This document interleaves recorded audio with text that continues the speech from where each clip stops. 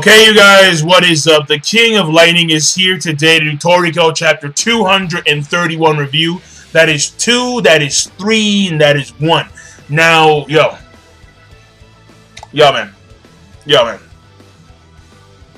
This week's chapter of Toriko. Say I mean, listen, man. Like, there is one thing that I'm not pleased about. So let me start off the gate, right? I wasn't pleased with the fact that the Nitro were kind of taken out easily. I mean, I understand that Zebra has gone through a significant power increase since him, Toriko, and the other Heavenly Kings have awakened some inner power because they have used the Oshoku Banzan against the 4 Beasts. But the problem that I have is that the Nitro, like, we've seen them throughout the entire course of the series, right? And they have been, like, considered significantly powerful in comparison to other creatures, including human beings. But when Zebra goes in there and he fucks the, oh my, yo, one Nitro got it so bad. It was, he would not stop. The fists were flying like, get the fuck out of it. And he would not stop. But I was expecting a lot more. I'll be honest. When it came to the Nitro themselves, I was expecting a lot more. I'll be honest with that. I really would be. I mean, like, it wasn't bad, but it's just that I was expecting more of an actual battle as opposed to a one-sided slaughter. Because that's what it was. It was a one. I mean, yeah. Again, like, it does show the fact that Zebra has gone through a significant power increase since the last time we've seen him against the 4 Beasts and so on and so forth. And also, it does show that yes, they are in fact ready for the gourmet world. But again, we've seen so many, you know, long, drawn-out, good fights in this arc so far. We've seen Tama versus freaking goddamn Sunny. We've seen. What was this? Elg. I was supposed to say Stargent. We've seen Elg against freaking Tengu. Crunchy. We've seen the fights. We've seen the fights. And right now, I'm not, you know, I was expecting a lot more from that particular battle with the little lizards, the Nitro versus Zebra, but no. So, but again, it's not terrible, it's not bad, but my expectations were misplaced in that situation. But that being said, moving on from the Zebra, because like this chapter's in 2 parts, the Zebra part and the Setsuno part. Like I don't understand. I'm so confused. Because it's like there's a list of people that you don't want to fuck with ever. And Setsuno's on the list! Setsuno's on the list of people you just don't ever want to fuck with. And yet we have Zaza's Karibo and Gourmet Hermit going in there trying to take on National Treasure Setsuno. And no, she's having none of it. Listen, I am so worried for, I mean, yeah, Karibo, I understand he's a character that hasn't been highlighted on at all for the entire series. I mean, like, we just saw him a few arcs, well, yeah, we saw him, like, in the last arc, when he was talking to Ichirayu. But the thing about it was that, like, again, his character has never been fully, actually, his character hasn't even been, like, remotely developed at all. Zaza's the same thing, and the Gourmet Hermit is also the same thing. But I'm so worried for Karibo because he's actually physically touching Setsuno as she's pissed. And it's like, no, whoa, no, don't touch her. Listen, drop her ass on the ground and fucking run. Run and don't look back. Because she will annihilate the entire fucking area. In fact, yeah, they even said that in the chapter. But I'll get into more detail about that later on. And again, there is one thing that I'm not pleased about. And that's the fact that the Setsuno Lady Chio fight was like it's been skipped pretty much. Like in a nutshell sense, like we saw maybe like 10% of that entire battle. And then now we're going on to what appears to be a 3-way or a 4-way, where it's gonna be at least Zaza's, Kuribo, and Gurman Herman versus Setsuno. But I don't know if Lady Chio's gonna hop in there. I mean, she probably will. I don't see why not. But the thing about it is that the whole entire premise of these two epic grandmas just fighting off against each other, just doing like the crazy shit, that was fucking like in my mind. That was like a battle for the fucking ages, and it's been pretty much skipped over for the most part, and I'm not pleased about that. I'm just not. I'll be honest. I'm not pleased about it. I don't like it. So, like, that's two things about this week's chapter that I don't like. Number one, again, my expectations for the Nitro versus Zebra, and then number two, the skipping over of the Lady Chio versus Setsuno fight. So, yeah. But aside from that, the chapter, overall, I thought was a good chapter. Yeah, it was a good chapter, because even though my expectations for the Zebra and Nitro fight didn't go as what I, expected, as what I hoped that they would be, and even though the fight has been skipped over for Lady Chio and Setsuno, number two, when it comes to the Setsuno portion, it does set up for a very, very, very epic, crazy, holy shit, what the fuck battle. We're talking about the current Super Cook. The current Super Cook, Zazas.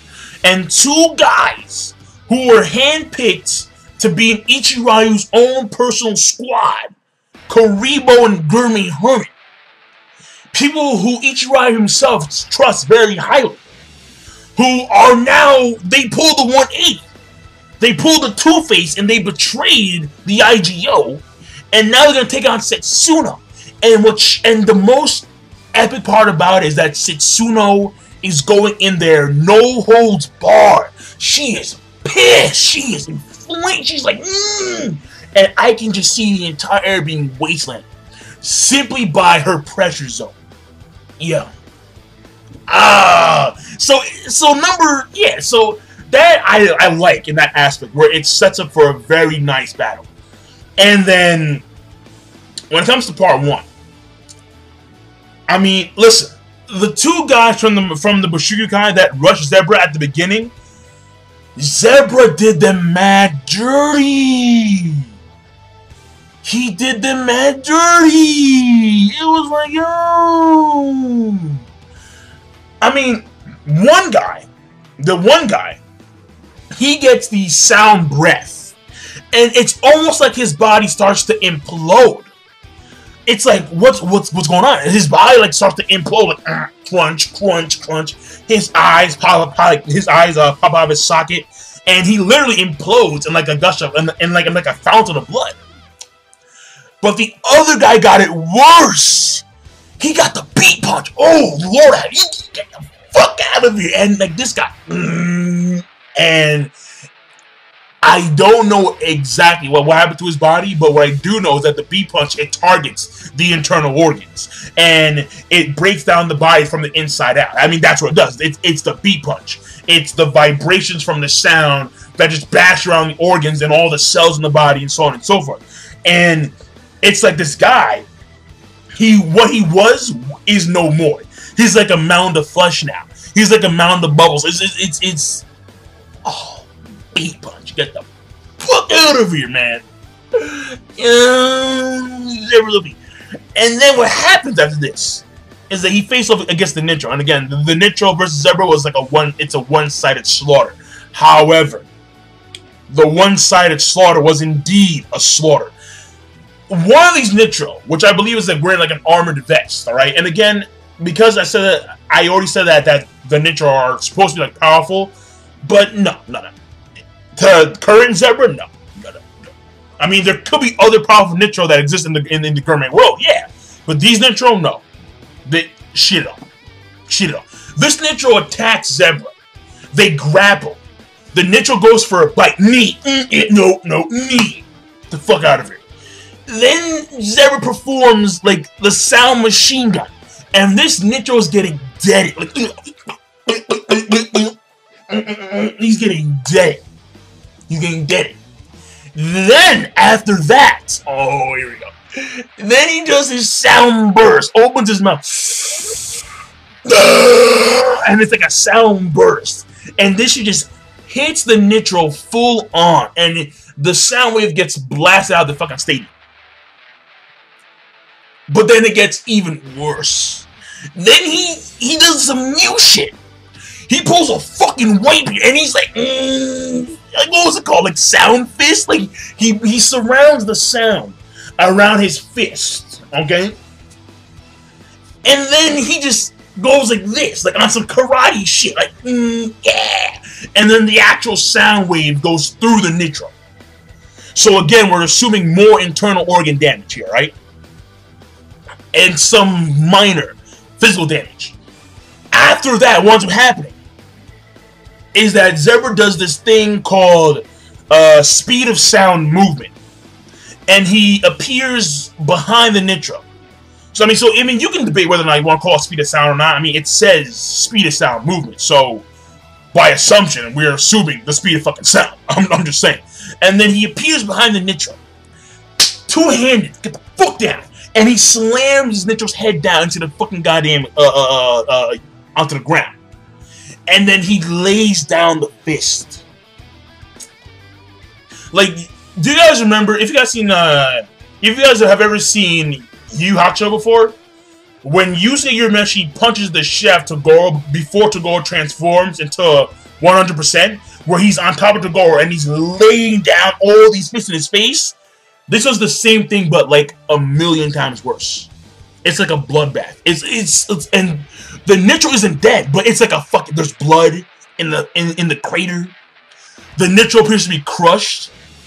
Zebra's laying down these fists, and he's like, "Get up! I want to have some fun." I was like, "I haven't had fun yet." I was like, "What the fuck?"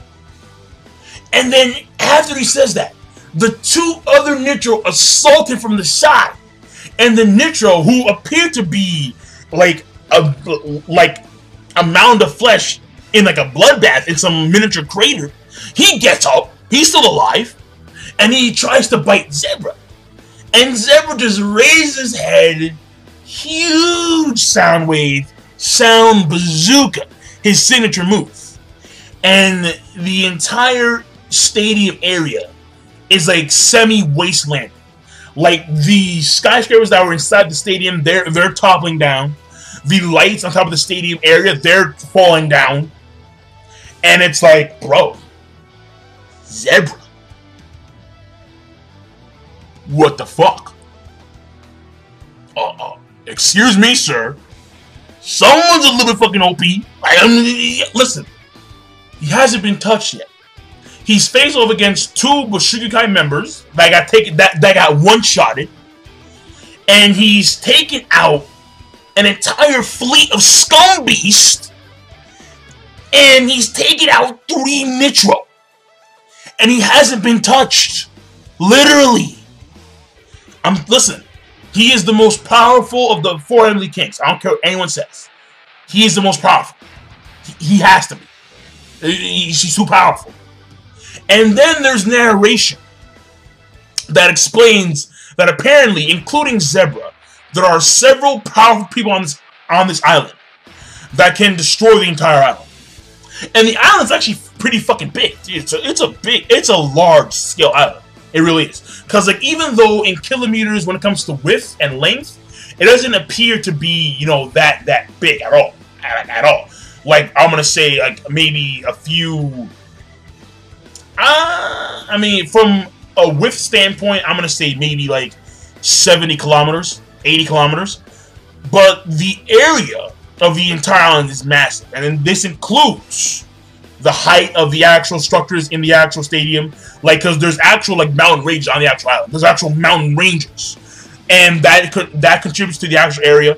The stadium itself is fucking massive because the stadium itself has an area of 35 kilometers square, while the entire island has an area of 18,000 kilometers square.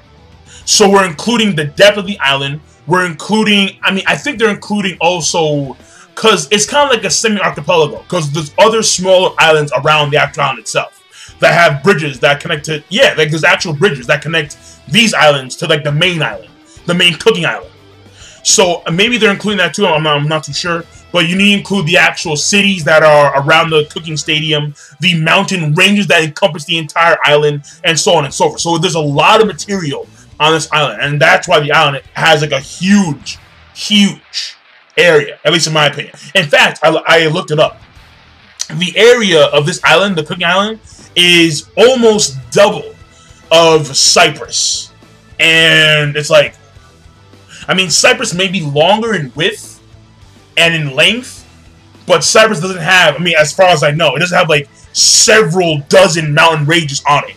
And like, of course, it doesn't have a giant fucking stadium that has a fucking capacity of 100 million people. You know, obviously, like, no shit. No shit. But like, that's what I believe.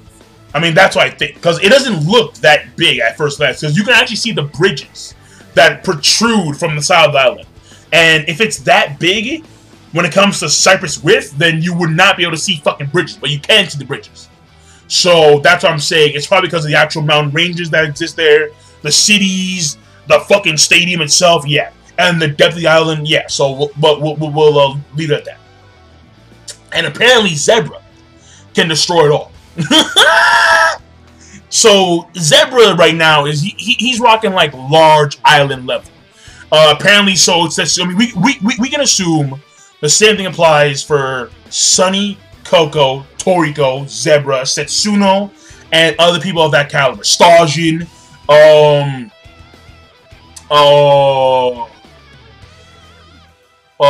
mean, yeah, I'm trying to think here. Mansum, but he's out. Well, I mean, what's his name? Who just got there?